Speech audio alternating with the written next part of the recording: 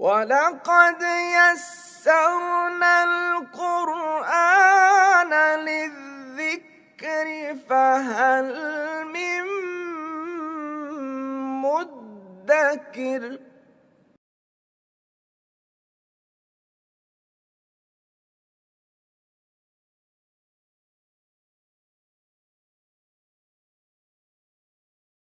نحمدہ و نصلی علی رسولہ الکریم۔ سورہ مومنون کی آیات چل رہی تھی اور ہم نے 7 آیات کر لی تھیں۔ والذین هم لأماناتهم وعہدهم راعون۔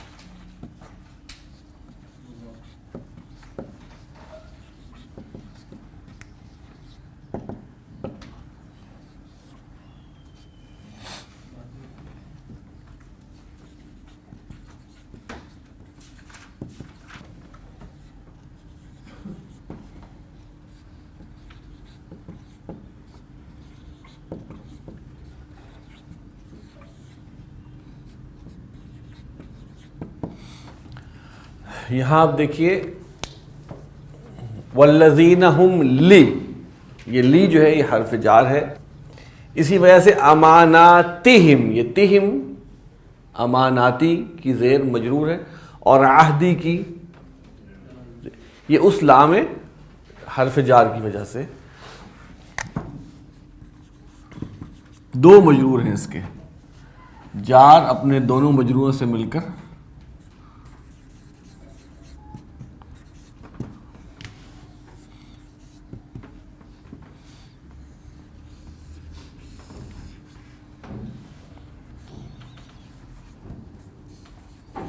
جملہ اسمیہ اور پھر یہ صلہ بن جائے گا۔ صفت ہے المؤمنون کی، یہ 5 نمبر ہیں، 5 صفات آ گئی۔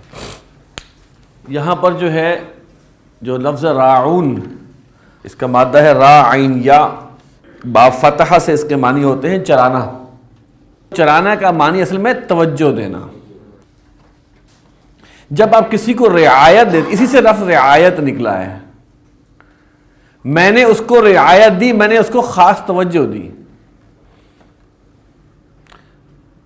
تبھی جو ہے نا وہ جو صحابہ جو واقعہ نقل ہوا ہے نا کہ جو ان کا ہے منافقین کا، تو صحابہ کہتے تھے ایکسکیوز اس راعنا، ہم پہ توجہ دیں، حضور صلی اللہ علیہ وسلم پہ کہتے تھے، وہ راعینا کہتے تھے، اے میرے چرواہے، ٹھیک ہے، تو راعینا اسی کا مادہ بھی یہی ہے،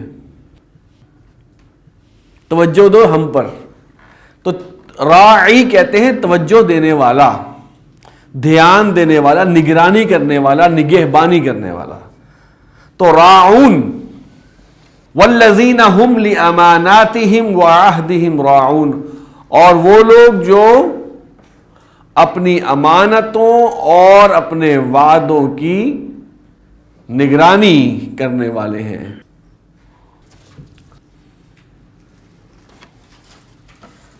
والذین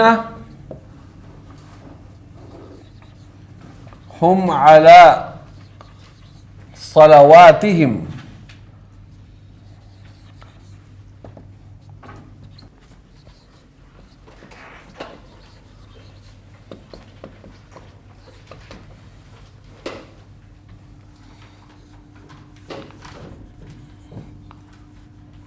اس میں موصول، ہم مبتدا، علی جار، صلوات مضاف، ہم مضاف الیہ، مضاف اور مضاف الیہ مل کر مرکب اضافی، اور مجرور، جار اور مجرور متعلق خبر، اور یحافظون خبر ہے، مبتدا اپنے متعلق اور خبر سے مل کے جملہ اسمیہ اور صلہ، صلہ اور موصول صفت ہے مؤمنون کے لیے چھٹی صفت۔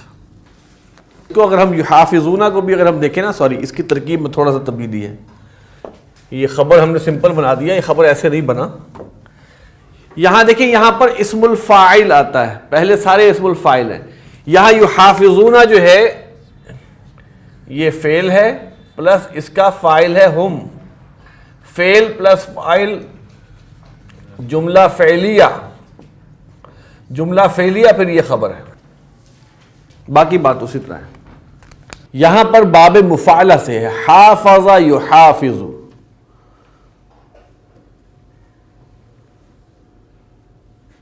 یحافظون جمع مذکر غائب، تو باب مفاعلہ سے بھی اس کے معنی ہے حفاظت کرنا، کسی چیز کا پابند ہونا، یہ بھی معنی ہے حافظ یحافظ۔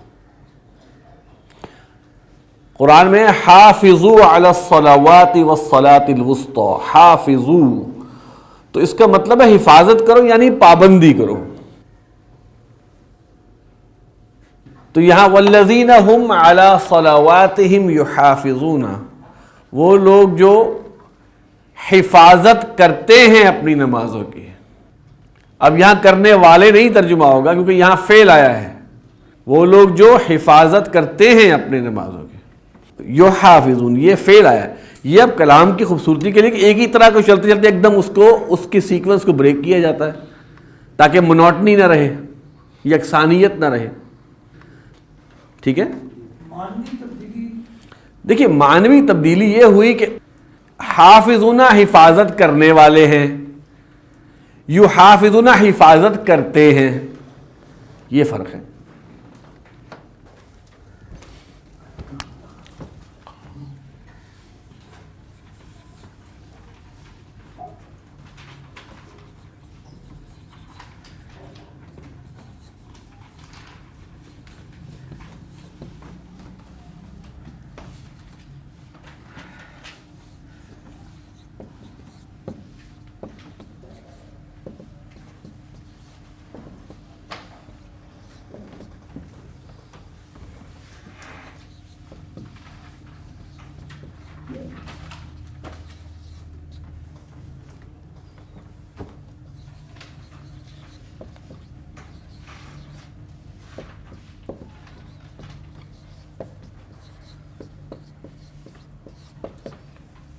اولئک هم الوارثون،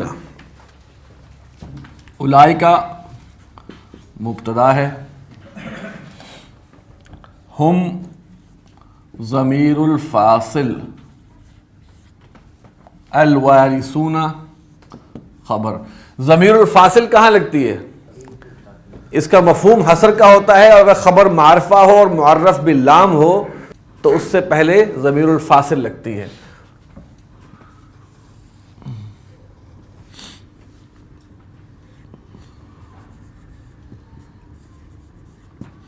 جملہ اسمیہ، الذین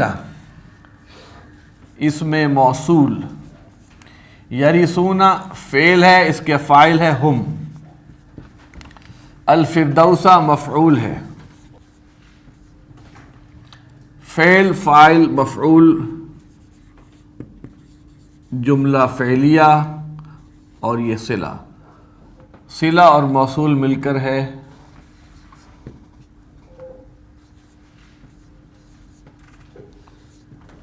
کس کی صفت ہے جی؟ وارثون کی۔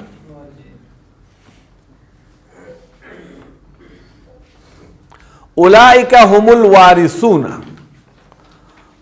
وہی لوگ ہیں وارث، واو را اور سا مادہ ہے، باب حسیبہ سے آتا ہے. وارثا یرثو، وارث ہونا. قرآن مجید میں باب فعال سے بھی استعمال ہوا. اورثا، اورثا وارث بنانا. تو وارثن وارث کو کہتے ہیں.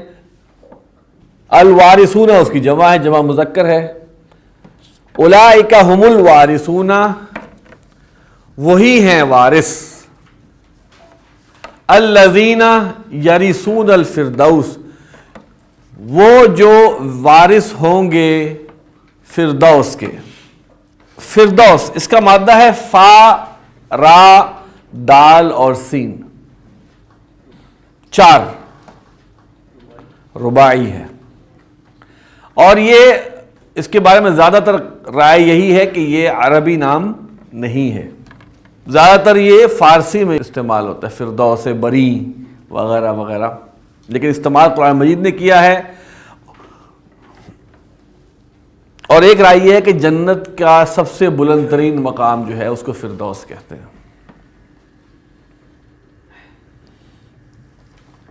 اس کے لیے جنت بھی استعمال ہوتا ہے، لیکن جنت کا کوئی اسپیشل مقام ہے جس کو فردوس. تو اب فردوس کے وارث کون ہوں گے؟ المؤمنون الذین هم فی صلاتهم خاشعون الذین هم عن اللغو معرضون الذین هم للزکاة فاعلون الذین هم لفروجهم حافظون الا على ازواجهم او ما ملکت ایمانهم. اس کے بعد الذین لاماناتهم وعہدهم راعون والذین هم علی صلواتهم یحافظون. یہ سب کے سب آئے ہیں اولئک هم الوارثون. تو فردوس کی کوالیفیکیشن کے لیے، فردوس کے مقام کو کوالیفائی کرنے کے لیے یہ 6 صفات ہیں مومنین کی. اب آپ یہاں ایک بات دیکھیے گا، تھوڑی سی ہٹ کے بات ہے. یہاں پر جہاد کا ذکر نہیں ہے. یہاں پر جہاد کا ذکر بظاہر نظر نہیں آتا، لیکن اگر آپ یہ دیکھیں یہ 6 کی 6 صفات جہاد ہی ہیں. وہ کیا تھا؟ ای الجہاد افضل یا رسول اللہ، اے اللہ کے رسول سب سے بہترین جہاد کون سا ہے؟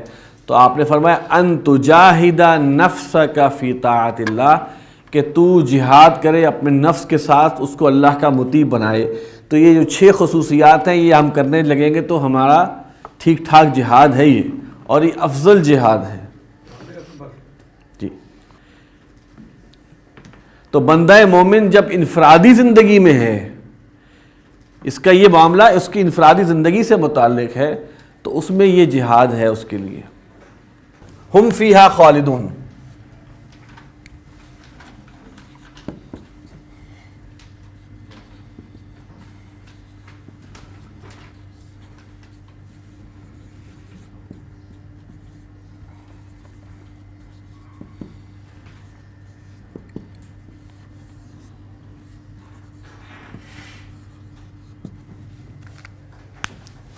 ہم فیہا خالدون، وہ ہوں گے اس میں ہمیشہ رہنے والے.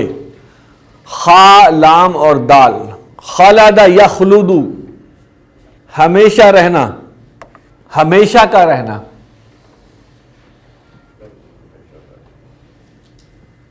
خالدن، ہمیشہ رہنے والا. یہاں ہمارا یہ سبق مکمل ہوتا ہے سورۃ المؤمنون کا.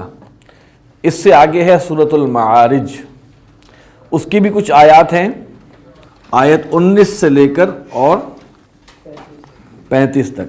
یہ سورۃ المؤمنون کی آیت 1 سے لے کر 11 تک تھا جو ہم نے مطالعہ کیا، اور آگے جو ہے انہی مضامین کو آگے لے کے چلا گیا ہے سورۃ المعارج میں. سورۃ المعارج کی آیت نمبر 19 سے 35 تک اب ہم اس کا مطالعہ کرتے ہیں. یہاں ترکیب قرآن کے دوران ہمیں ایک بات ذہن میں رکھنی چاہیے، جس کا شاید پہلے بھی ذکر کیا گیا ہو، لیکن ضروری ہے کہ اس کو دہرا لیا جائے. دیکھیے ترکیب موسٹلی ایک جیسی ہی ہوتی ہے. ہاں کچھ جگہوں پر ترکیب میں فرق ہو سکتا ہے. ابھی ہم جو آگے پڑھنے والے ہیں سورۃ المعارج میں، تو اس میں ترکیب کے حوالے سے دو رائے بھی ہیں کہ یہ بھی ہو سکتا ہے، یہ بھی ہو سکتا ہے۔ تو جو بھی رائے ہیں ہم ان کو رسپیکٹ دیتے ہیں، ہم یہ دیکھتے ہیں کہ ہمارا رجحان کس رائے کی طرف ہے۔ دیکھیے، یہ فقہی معاملہ نہیں ہے، کوئی احکامات ہم نے نکالے، بلکہ ہم ترکیب قرآن کر رہے ہیں۔ تو اس ترکیب قرآن میں اس ترکیب کے فلاں اسم جو ہے وہ یہاں پر حال آ رہا ہے یا کیا آ رہا ہے، وہ ابھی ہم دیکھیں گے۔ اس میں دو رائے ہو سکتی ہیں۔ پہلی تین آیات ہے نا، ان الانسان خلق ہلوعا اذا مسہ الخیر منوعا واذا مسہ الشر جزوعا واذا مسہ الخیر منوعا، اس میں دو رائے ہیں، اور میرا رجحان کسی اور ایک رائے کی طرف ہے، تو اس لحاظ سے میں نے کہا کہ یہاں دو چیزیں بتانا، کیونکہ مختلف علماء نے اس پر کچھ نہ کچھ رائے زنی کی ہوئی ہے۔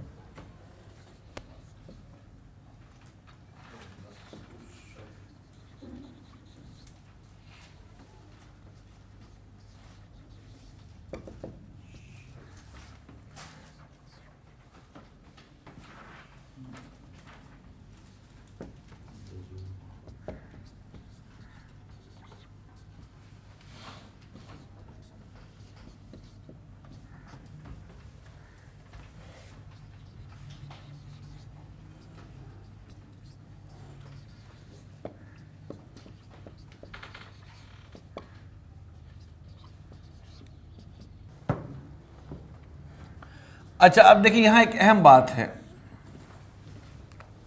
خلقہ کے معنی ہے تخلیق کرنا،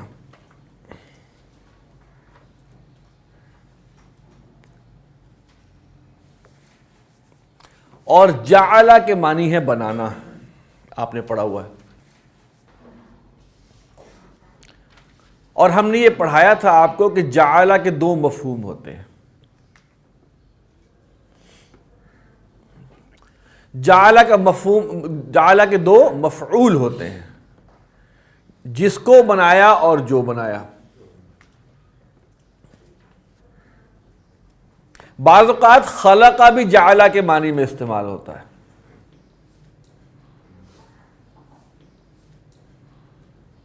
خلقہ اس کو بنایا اور کیا بنایا۔ تو اگر ہم اس کو بمعنی خلقہ لیں گے اور یہ مجہول ہے، تو دیکھیے اب یہ ترکیب میں حرف مشبہ بالفعل الانسان، اس میں انا یعنی خلقہ فعل مجہول ہے، اس کے اندر نائب الفاعل ہوا، اور ہم نے کہا تھا کہ وہ فعل جو متعدی الی مفعولین ہو، یعنی کہ جس کو دو مفعول چاہتے ہیں، جب اس کا مجہول بنتا ہے تو پہلا مفعول نائب الفاعل بن کے حالت رفع میں ہوتا ہے، دوسرا مفعول ہی رہتا ہے اور وہ حالت نصب میں ہوتا ہے۔ ٹھیک ہے، تو یہ ہے مفعول ثانی۔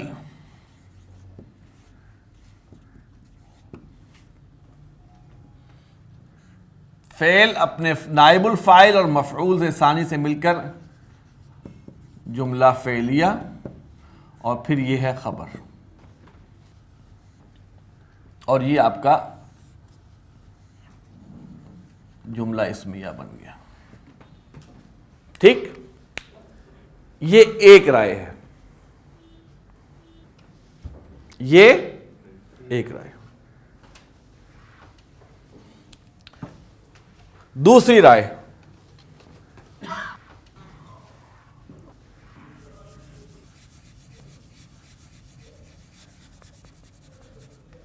صرف یہ ہے کہ وہ کہتے ہیں یہ حال ہے۔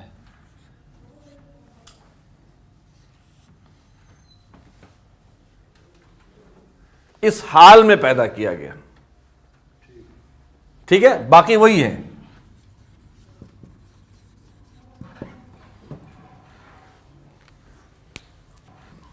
حلوعن، ہا لام اور عین، ہلع یہلع، سمع، ہلع یہلع کے معنی ہیں بے صبرا ہونا، گھبرا جانا، ہا لام اور عین، اور یہ فعول کے وزن پر اسم المبالغہ ہے، غفور،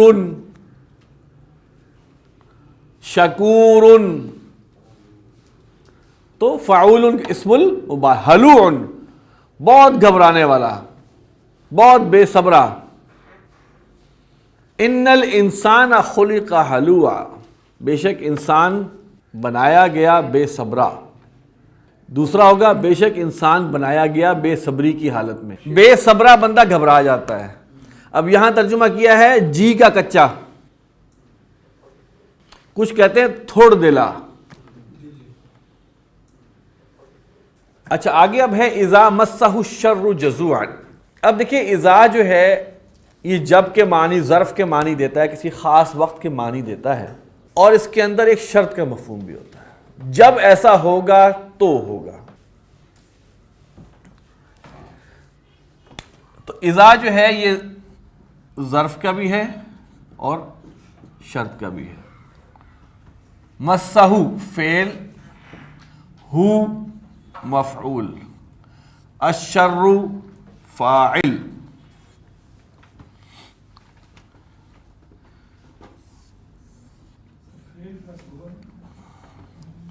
یہ فاعل ظاہر ہو گیا اس کا، فعل فاعل مفعول مل کر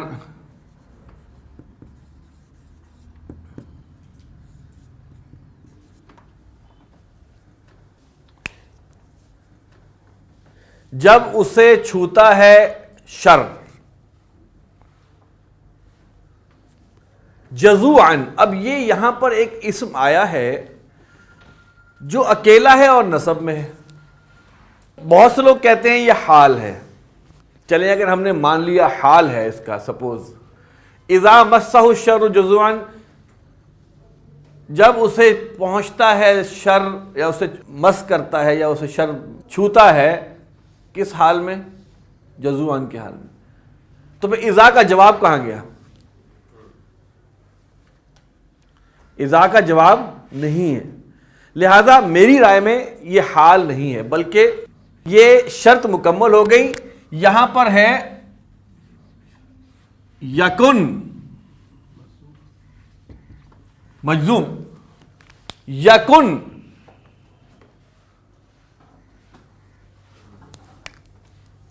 یہ فعل ناقص ہے، یکن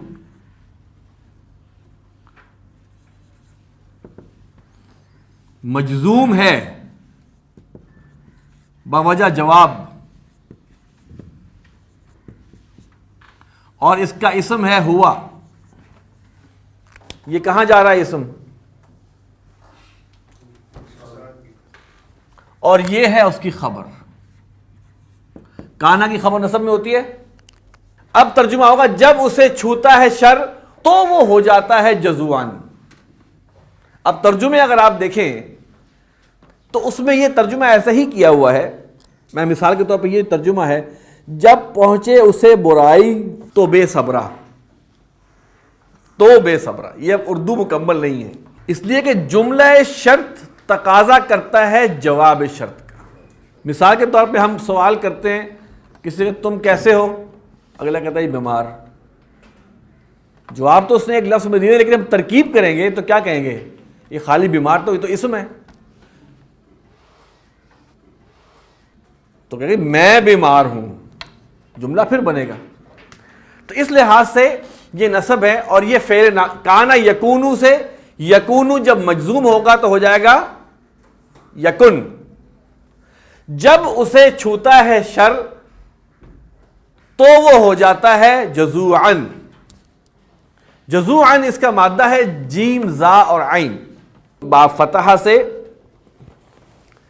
اس کے معنی ہے گھبرانا، تکلیف اور مصیبت میں حوصلہ کھو دینا، گھبرا دینا، گھبرا گیا بندہ، اس کو سب کچھ آ گیا۔ جب اسے چھوتا ہے کوئی شر تو وہ ہو جاتا ہے گھبرانے والا، تو گھبرا جاتا ہے۔ جزوعاً فعولاً کا وزن ہے، وہی اسم ہے مبالغے کا ہے، بہت گھبرانے والا. کوئی ترجمہ کرے تو وہ گھبرا جاتا ہے، یہ گھبرا جاتا فعل نہیں ہے یہاں پہ، جزوعاً اسم ہے، تو ہمیں قریب تر رہنا ہے ترجمے سے، تو وہ ہو جاتا ہے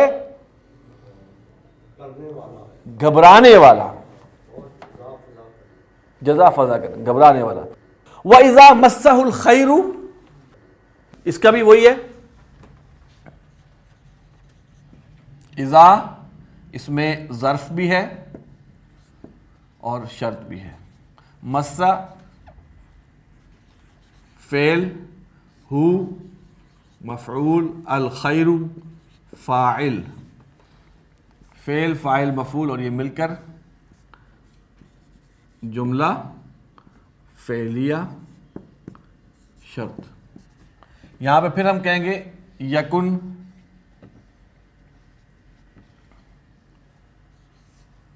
فعل ناقص، اس کا اسم ہے ہوا، اور یہ اس کی خبر ہے جو نصب میں ہے. اب یہ دونوں، یہ بھی جملہ اسمیہ جواب،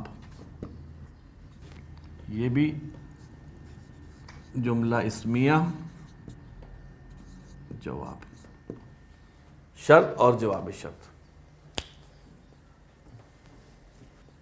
اچھا، یہاں ایک چھوٹا سا ایک نقطہ اور بیان کر دوں.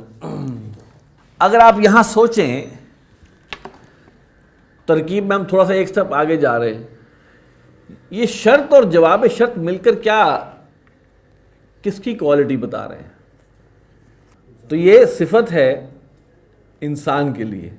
ایک صفت کیا ہے؟ اذا مسہ الشر، ایک صفت کیا ہے؟ اذا مسہ الشر جزوعاً، شرط اور جواب شرط مل کر. وَإِذَا مَسَّهُ الْخَيْرُ منوع دوسری صفت ہوگی اس انسان کی.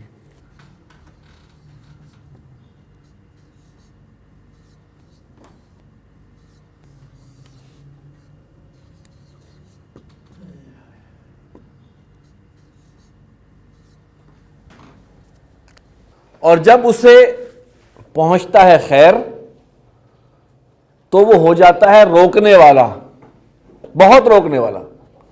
منع یمنع، روکنا، میم نون عین مادہ ہے. منع یمنع با فتح، منع کرنا، روکنا. یہ کیا مطلب ہوا اس کا؟ وَإِذَا مَسَّهُ الْخَيْرُ مَنُوعًا. دیکھیے، اگر تو الخیر سے مراد یہاں پر کوئی دنیاوی مال ہے، وہ تو اس کو روک روک کے کنجوسی کرتا ہے، ٹھیک ہے. اور اگر کوئی اور خیر ہے،